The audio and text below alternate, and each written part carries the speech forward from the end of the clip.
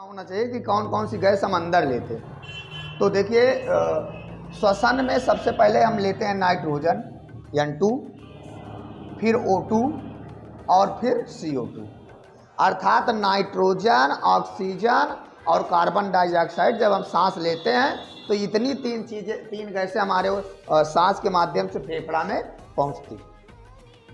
अच्छा, ये तीनों गैसें वायुमंडल में ज़्यादा मात्रा में हैं, लेते हम बहुत गैसें हैं लेकिन ये ज़्यादा मात्रा में है। और जब ये ज़्यादा मात्रा में है तो यही ज़्यादा जाएंगी। तो नाइट्रोजन जब हम सांस लेते हैं, ग्रहण करते हैं तो 78% सांस लेते हैं। मतलब नाइट्रोजन को जब हम तेज़ी से सांस लिए ये तो 78% नाइट्रोजन हमारे फेफड़े में पहुंचती है। ऑक्सीजन को हम 21% लेते हैं और कार्बन डाइऑक्साइड को 0.03% लेते हैं। मतलब कि जब हम अंदर लेते हैं, जब हम सांस लेते हैं तो ये तीन गैसें मुख्य रूप से हमारे फेफड़े में जाती है। कौन कौन सी? नाइट्रोजन, ऑक्सीजन और कार्बन डाइऑक्साइड। नाइट्रोजन 78% लेते हैं। अब लेते हैं इतना तो छोड़ते कितना है?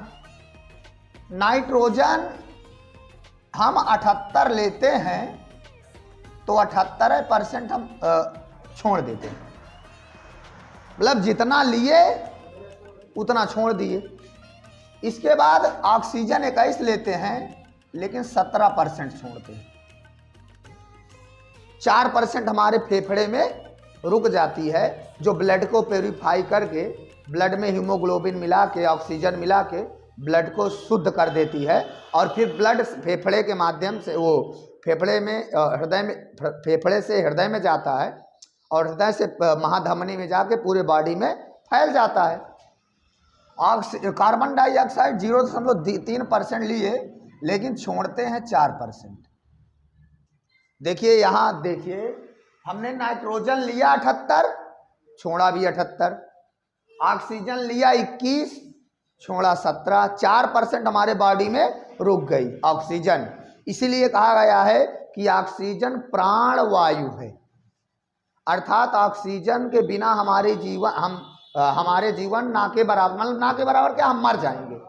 यदि हम सांस ना लें तो मर जाएंगे। खाना नहीं खाएंगे कुछ दिन जिएंगे, पानी नहीं पिएंगे तो 2-4 दिन जिएंगे, लेकिन जब सांस नहीं लेंगे तो 1 घंटा फड़फड़ा के क्या हो जाएंगे, मर जाएंगे ना। जब पिंजड़ा से पंछी फरार होई तो सब गोफना उफना सब रखे रह गई ना। तो इसीलिए हमें सांस लेना बहुत ज़रूरी है। इसलिए हमें अपने पर्यावरण को भी बचाना बहुत ज़रूरी है, क्योंकि हमारे पर्यावरण में जो पेड़ हैं, जो पौधे हैं, वो हमें क्या देते हैं? ऑक्सीजन देते हैं। भोजन के रूप में क्या लेते हैं? कार्बन डाइऑक्साइड लेते हैं। तो इसलिए ये हमें बहुत ज़रूरी है ऑक्सीजन को बचाना। और इसलिए हमें नीम, पीपल, इस तरह के वृक्षों को बिल्कुल नहीं काटना चाहिए, क्योंकि ये रात दिन ऑक्सीजन देते हैं। नीम है, पीपल है, बरगद है, अशोक है, ये पेड़ ऐसे हैं जो रात दिन ऑक्सीजन छोड़ते हैं और कार्बन डाइऑक्साइड लेते हैं। लेकिन महुआ दिन में तो ऑक्सीजन छोड़ता है लेकिन रात में कार्बन डाइऑक्साइड छोड़ता है। इसलिए अब ठंडी में आप देखिए, ठंडी में जब हम जाएंगे महुआ के नीचे तो हमें गर्मी एहसास होगी, क्योंकि कार्बन डाइऑक्साइड वहां रहेगी। जैसे कभी कभी अब ठंडी में आप लोग मुंह से ओढ़ के सो जाएंगे तो कुछ लोग देर तक सोते हैं, कहेंगे हम जना ही न पावा सुबह कब हो गए।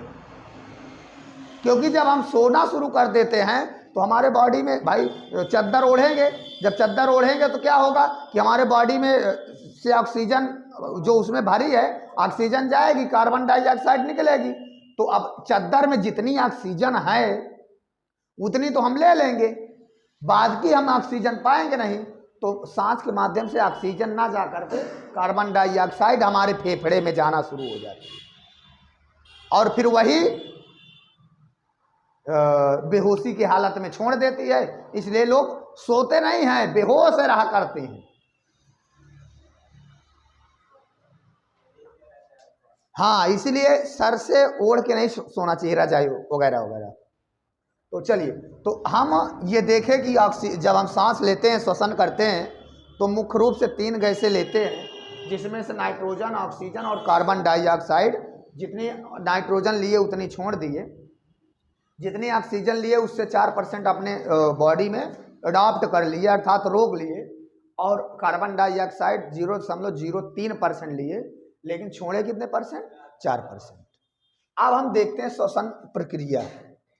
जैसे हम नाक के माध्यम से श्वसन लेते हैं, तो जैसे श्वास लिए तो श्वास ग्रसनी के माध्यम से, श्वास नली के माध्यम से श्वसनी तक आता है, यानी हवा श्वसनी के माध्यम से श्वास नली के माध्यम से श्वसनी तक आया और यहाँ बढ़ गया 2 भागों में। हमारे फेफड़े 2 होते हैं, ठीक है, एक ये दायां, एक ये बायां। तो अब दोनों में बढ़ गए और इनमें कुप्पी होती है, ये कुपिकाएं हैं, ऐसे कुपिकाएं लगी होती हैं, ऐसे एक कुपिका होती, एक कुपिका का आकार मैं बता रहा हूं, ये एक कुपिका ऐसे होती है लगभग, और एक कुपिका में साइड में आपके वायु कोष लगे होते हैं।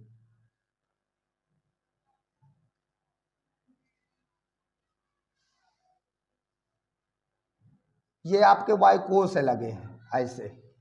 एक कुपिका है, लाखों करोड़ों कुपिकाएं होती हैं हमारे बॉडी में, हमारे फेफड़े में लाखों करोड़ों कुपिकाएं होती हैं। हम एक कुपिका का आकार है बना दिए यहाँ कि एक कुपिका ये अंगूर जैसे होती है, और यहाँ 3 गैसें लेते हैं ना हम, यही नाइट्रोजन, ऑक्सीजन और कार्बन डाइऑक्साइड। तो यहाँ तीनों अंदर प्रवेश करती हैं, और जब छोड़ते हैं, देखिए जब हम सांस लेते हैं तो हमारा फेफड़ा फूलता है, ऐसे करोगे ना तो फेफड़ा क्या होगा? फूलेगा, हवा भर जाएगी। गुब्बारा में हवा भरेंगे तो फूलेगा, और फिर छोड़ेंगे तो हवा निकलेगी, तो जब हवा निकलेगी शुष्केगा, तो गुब्बारा की भांति हमारा ये फेफड़ा काम करता है। जब हम तेजी से सांस लेते हैं तो फेफड़ा फूल जाता है, और जैसे तेजी से छोड़े तो फेफड़ा क्या हो जाता है? सुसूक जाता है, अर्थात सिकुड़ जाता है। तो जैसे 3 लिए गैसे और 3 छोड़े, तो इसमें 4% तो ऑक्सीजन रुक जाएगा। तो ये जो वायु कोष है, ये इसी के साइड में चलती रहती हमेशा, ऐसे ये ऐसे चलती रहती हैं ऐसे। जब यहाँ ऑक्सीजन आता है और इधर से फेफड़ा से, आपका हृदय से ब्लड आया, और यहाँ तक ब्लड अशुद्ध होता है, यहाँ तक, यहाँ ब्लड शुद्ध नहीं होता, अशुद्ध होता है। जैसे यहाँ ऑक्सीजन ब्लड से मिला, ऑक्सीजन ब्लड से मिला तो हीमोग्लोबिन बन गई, और हीमोग्लोबिन ऑक्सीजन मिलकर ब्लड को क्या कर देते हैं? शुद्ध कर देते हैं। और यहीं से ब्लड का जो लाल, जो रक्त का कलर है, वो क्या हो जाता है? लाल हो जाता है। किसकी उपस्थिति में होता है लाल कलर? तो हीमोग्लोबिन के कारण। हीमोग्लोबिन के कारण खून क्या होता है? लाल होता है, हीमोग्लोबिन पाया जाता है। तो ये ब्लड यहाँ से क्या हो गया? शुद्ध हो गया। फेफड़े का काम होता है हमारे वायु से ऑक्सीजन को लेकर ब्लड तक पहुँचाना, और ब्लड और हवा के संयोग से और हीमोग्लोबिन के संयोग से ब्लड को क्या कर देना? प्यूरिफाई कर देना, अर्थात शुद्ध कर देना। और शुद्ध ब्लड फिर इसी में चला जाता है, और फिर जब हम तेजी से सांस लेते तो ये हमारा हृदय है, हृदय में चला जाता है, और हृदय में महाधमनी के माध्यम से पूरे बॉडी में क्या हो जाता है? फैल जाता है। हृदय में जैसे ही ये शुद्ध रक्त पहुंचता है, जैसे शुद्ध रक्त पहुंचता है तो ये क्या हो जाता है? पूरे बॉडी में फैल जाता है, और हमारी बॉडी में जो ब्लड बहता है वो 120/80 की रफ्तार से बहता है, अर्थात 120 किलोमीटर प्रति हावर यानी 120 किलोमीटर प्रति घंटा की रफ्तार से जाता है और 80 किलोमीटर प्रति घंटा की रफ्तार से वापस आता है। जब बीपी बढ़ती है, लोग कहते हैं ना कि उनकी बीपी बढ़ गई, जब बीपी बढ़ती है तो इसकी रफ्तार बढ़ जाती है, 180 के बजाय 150 से 160 हो जाती है। तब हमारे बॉडी की नसें जो होती हैं, जिस पर शुद्ध रक्त बहता है, धमनी जो होती है उस पे शुद्ध रक्त बहता है, वो जो है सीधे फट जाती है और फटने के बाद लोगों की मृत्यु हो जाती है। तो ये समझ में आ गया ना। जब हम सांस लेते हैं तो किसके माध्यम से लेते हैं? नासा गुहा के माध्यम से सांस लिए, और जैसे सांस लेते हैं तो कंठ द्वार के माध्यम से श्वास नली और ग्रसनी के माध्यम से जो हमारी हवा है वो कहाँ आती है? श्वसनी में, और श्वसनी से दोनों फेफड़ों में क्या हो जाती है? बढ़ जाती है, और ये चली जाती है कहाँ? कुपिकाएं में। जैसे हम सांस लिए तो कुपिकाओं में चली गई, और जैसे कुपिकाओं में गई तो कुपिकाओं में 4% ऑक्सीजन रुक जाती है, 17% छोड़ देते हैं। और ये इसकी 2 लेयर होती है, एक लेयर ऑक्सीजन की उपस्थिति में ब्लड को शुद्ध करके आगे ले जाती है, एक लेयर कार्बन डाइऑक्साइड के साथ यहाँ से लेके कार्बन डाइऑक्साइड CO2 को क्या कर देती है? छोड़ देती है। कार्बन डाइऑक्साइड कितने परसेंट लिए थे? 0.03%। छोड़े कितने परसेंट? 4%। तो ये कार्बन डाइऑक्साइड हमारे बॉडी में जो है उसको हम कुपिकाओं के माध्यम से फिर जब सांस छोड़ते हैं तो बाहर निकल जाती है। नाइट्रोजन का हमारे बॉडी में कोई काम नहीं है, इसलिए नाइट्रोजन हम जितना लेते हैं उतना छोड़ देते हैं।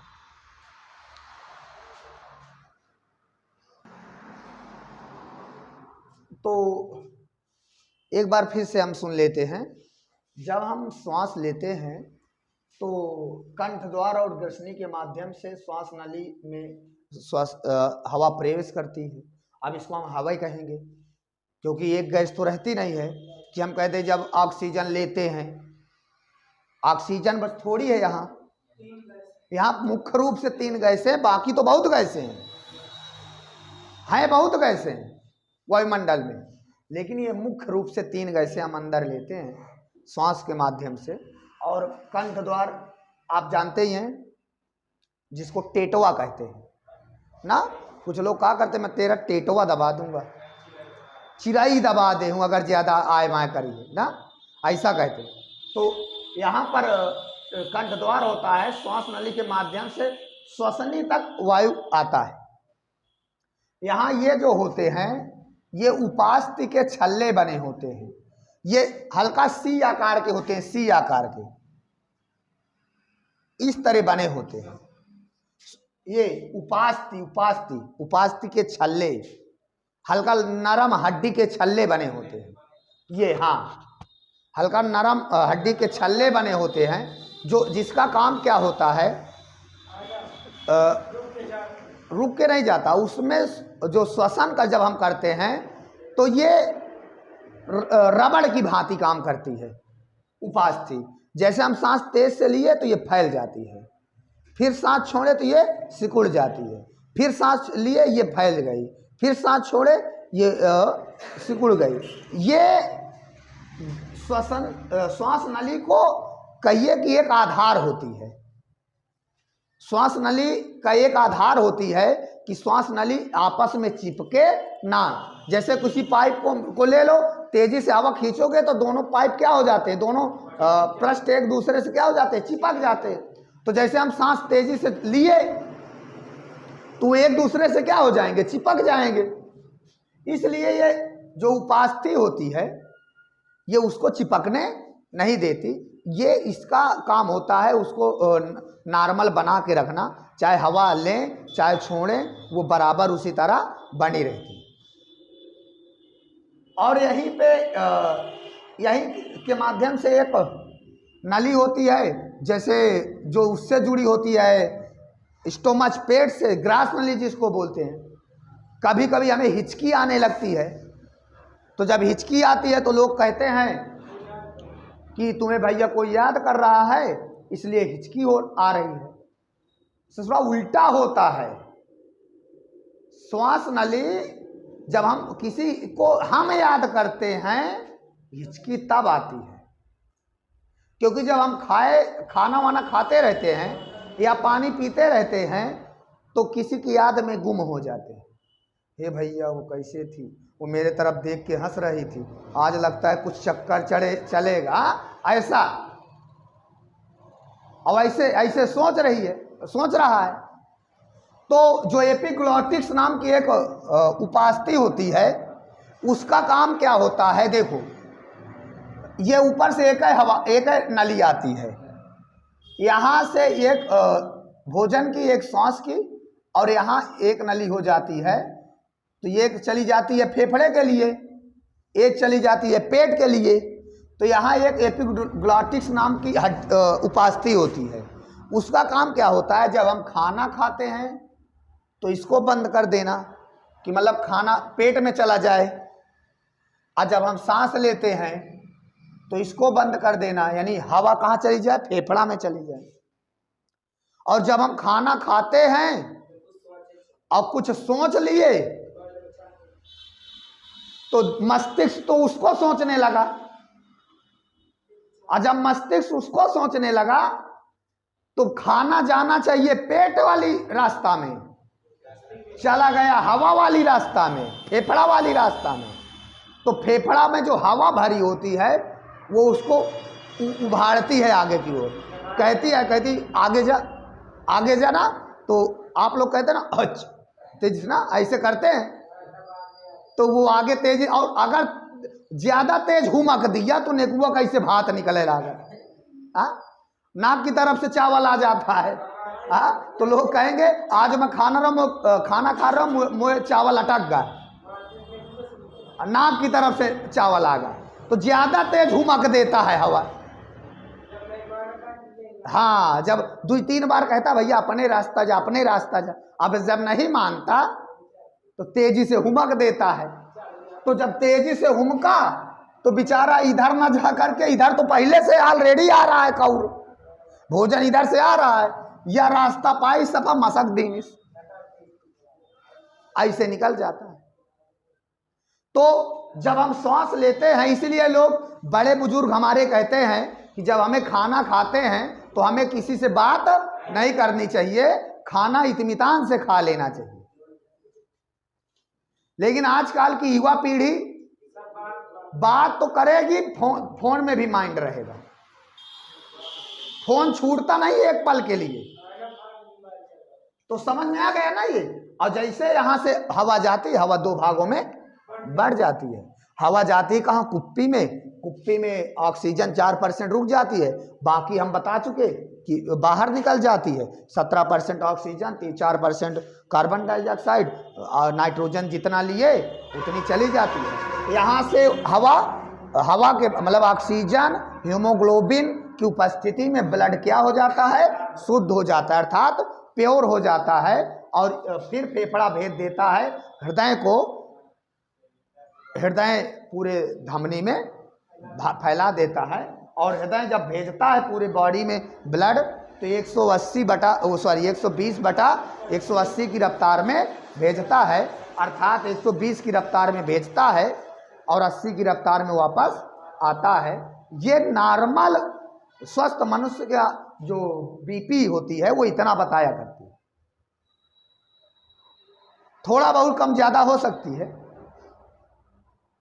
यदि आप आज नाप लें तो थोड़ा बहुत कम ज्यादा होगी बीपी। लेकिन जब बीपी बढ़ती है ना तो फिर ये बढ़ जाती है।